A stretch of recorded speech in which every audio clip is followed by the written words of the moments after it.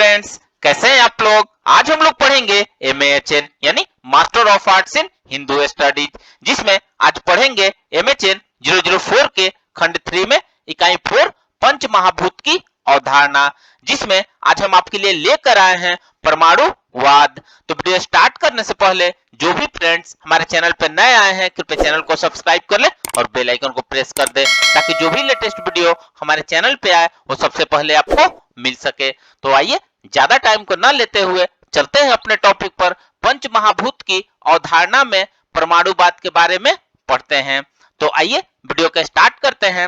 वैशेषिक के अनुसार जगत के सभी कार्य द्रव्य, पृथ्वी, जल, तेज और वायु इन 4 तरह के परमाणुओं से बनते हैं। इसलिए सृष्टि संबंधी वैशेषिक मत परमाणुवाद कहलाता है। परमाणुवाद जगत के अनित्य द्रव्यों की ही सृष्टि और प्रलय क्रम बतलाता है। आकाश, दिव्य, काल, मन, आत्मा और भौतिक परमाणु जगत के इन नित्य पदार्थों की न तो सृष्टि होती है और न ही विनाश होता है। परमाणुओं के संयोग में ईश्वर की इच्छा या अदृष्ट क्रियाशील होता है। वैशेषिक के अनुसार पहले सामान्य परमाणुओं में विच्छेद होता है, फिर आणविक गुणों में परिवर्तन होता है और फिर ऊष्मा के कारण अंतिम संयोग होता है।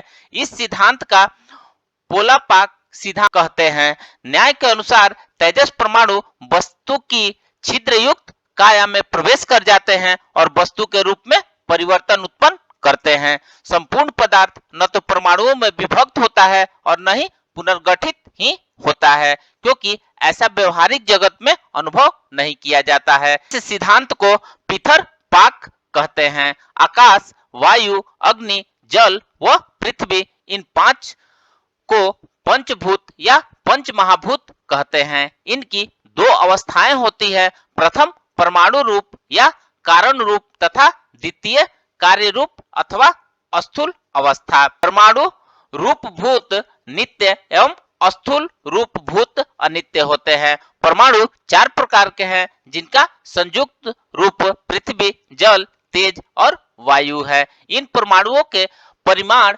संख्या, गुरुत्व, द्रवत्व, स्थिरत्व, गति, रूप, रस, गंध, स्पर्श आदि पाए जाते हैं। ये स्वाभाविक है।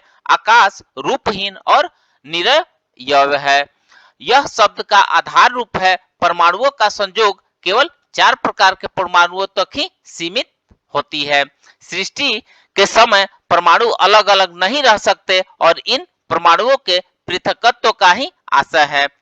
परमाणु वह सूक्ष्मतम रूप है जिसका पुनर्विभाजन नहीं किया जा सकता। परमाणुवाद की चर्चा उपनिषदों में भी की गई है, परंतु ऋषि कणाद ने अपने वैशेषिक दर्शन में परमाणुवाद की व्याख्या तत्व विज्ञान के रूप में की है। तत्व रूप भूतों का पृथ्वी आदि नामकरण लोक में इन नामों से विख्यात पदार्थों के ऊपर, जो कि संगठन की दृष्टि से स्वयं भौतिक है, सुविधा के लिए किया गया है। स्थूल जगत में भौतिक कार्यों के प्रति इन लोक भूतों की कारणता भी सर्वदा देखी जाती है। इसलिए यदि तत्व शब्द का परिभाषिक अर्थ न कारणभूत यौगिक द्रव्यों को भी सामान्य लोक व्यवहार में तत्व कह दिया जाता है, अतः लोक व्यवहार में यदि महाभूतों को पंच तत्व कहा जाता है तो लोक व्यवहारिक दृष्टि से आपत्ति नहीं होनी चाहिए।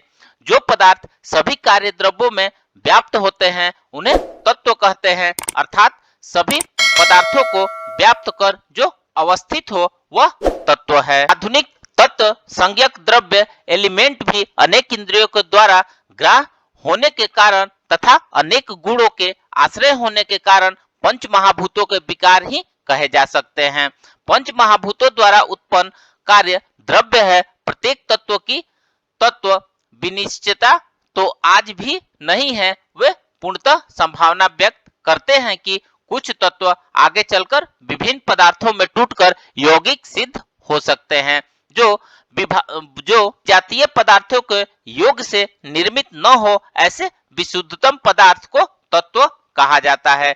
यदि भारतीय दर्शनानुसार एक इंद्रिय ग्रहता को इकाई मान लिया जाए तो उन्हें आधुनिक विज्ञान तत्व कहता है। वे भारतीय दर्शनानुसार पंच महाभूतों के विकार रूप यौगिक द्रव्य है। जैसे एक इंद्रिय ग्राह गुण को विशिष्ट गुण कहा जाता है, उसी तरह एक इंद्रियार्थ श्रय को विशिष्ट द्रव्य कहना चाहिए। प्राचीन काल के तत्वदर्शियों ने समस्त कार्य द्रव्यों को पांच भौतिक कहा है। आज के विज्ञान में मान्य परमाणु भी सूक्ष्म कणिकाओं का समूह माना जाता है, जिनके गुण व कार्य पृथक पृथक है। अतः आधुनिक परमाणु सायव्यव होने से परमाणु नहीं माने जाते। आधुनिक परमाणु के घटक इलेक्ट्रॉन, प्रोटॉन, पॉजिट्रॉन आदि के स्थूल महाभूतों की श्रेणी में रहकर परमाणु को पंच भौतिक परमाणु ही या कहा जाता है।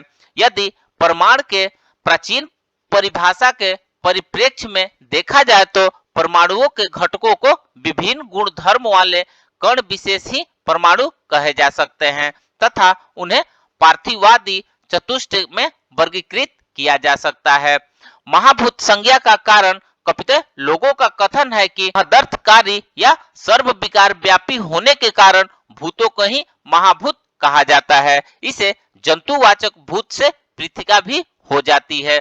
कुछ लोगों का कहना है कि सृष्टि के पूर्व जब अनित्य द्रव्यों का अभाव था तो परमाणु रूप में नित्य व पृथक पृथक रूप में भूत विद्यमान थे, जिन्हें भूत या सूक्ष्म भूत कहा जाता है। जब सर्गारंभ में इनका उत्तरोत्तानु प्रवेश हुआ तो गुण वृद्धि वाले पांच महाभूत या स्थूल भूत बन जाते हैं। भूतावस्था में ये अव्यक्त द्रव्य महाभूतावस्था में व्यक्त हो जाते हैं। इसी आधार पर सांख्य दर्शन में भूतों को अविशेष तथा महाभूतों को विशेष कहा गया है। इसके बाद महाभूत परस्पर मिश्रित या होकर पंचीकृत हो जाते हैं। तत्पश्चात असंख्य कार्य द्रव्यों की। आइए अब नेक्स्ट पढ़ते हैं सृष्टि और ईश्वर। वैशेषिक का परमाणुवाद भौतिक नहीं है क्योंकि उनके परमाणु आध्यात्मिक है, वे स्वयं निष्क्रिय है। उनमें क्रिया का संचार अदृश्य या ईश्वर के कारण होता है। विश्व की रचना और प्रलय का कारण ईश्वर की इच्छा है। ईश्वर ही विश्व का कर्ता, पालक और संहारक है। इससे यह नहीं समझना चाहिए कि परमाणु कुछ करते नहीं है। परमाणु विश्व के उत्पादन कारण है। रचना और विनाश का चक्र सदैव चला करता है। इस प्रकार सृष्टि का निमित्त कारण ईश्वर है और उपादान कारण परमाणु है। आइए अब नेक्स्ट देखते हैं सृष्टि और परमाणु। विश्व की रचना परमाणुओं के संयोग से होती है। दो परमाणु के संयोग से एक द्वैरुक बनता है। दो द्वैरुकों को संयोग से श्ररुक तथा तीन द्रवरुकों के संयोग से चतुरंक बनते हैं। परमाणुओं के संयोग से यह दृष्टिकोण बहुत ही प्रचलित था, लेकिन इसके अतिरिक्त भी एक दृष्टिकोण प्रकाश में आया है कि जिसकी विवेचना डॉक्टर बीएन सील ने की है। तो फ्रेंड्स, इस प्रकार से आज हमने पंच महाभूत की अवधारणा में परमाणुवाद के बारे में पढ़ा। तो मिलते हैं एक नए वीडियो के साथ में, तब तक हमारे चैनल पे बने रहिए। धन्यवाद।